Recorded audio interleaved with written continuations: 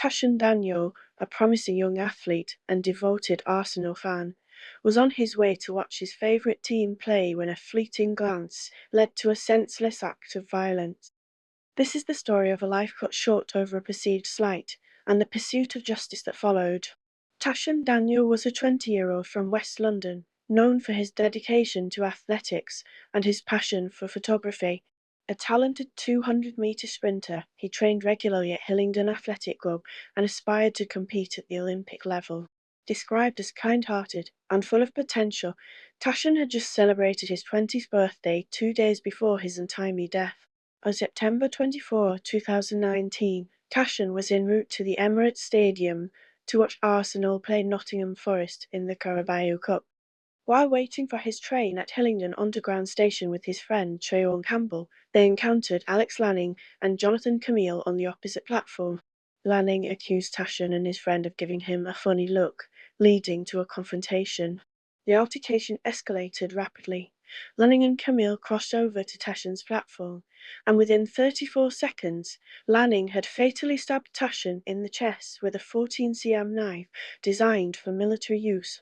Following the attack, Lanning and Camille fled the scene, hiding the weapon under paving stones and attempting to disguise themselves. They were apprehended 10 days later in central London. Lanning, who was on licence for a previous knife attack at the time, admitted to manslaughter but denied murder. Camille claimed he was unaware that Lanning was armed. In August 2020, at the Old Bailey, Lanning was found guilty of murder and sentenced to life imprisonment with a minimum term of 25 years. Camille was convicted of manslaughter and received a sentence of 6.5 years. The judge condemned the attack as a disgraceful display of violence with no justification. Both men later appealed their convictions, but their appeals were dismissed in March 2021. Tashan's death sent shockwaves through his community and the nation.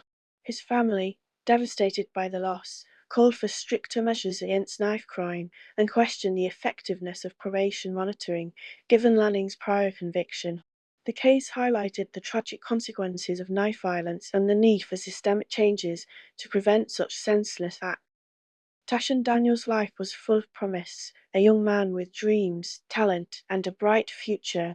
His senseless murder over a perceived slight underscores the urgent need to address the root causes of violence and to implement effective measures to prevent such tragedies. Let us honour Tashan's memory by advocating for safer communities and supporting initiatives aimed at reducing knife crime.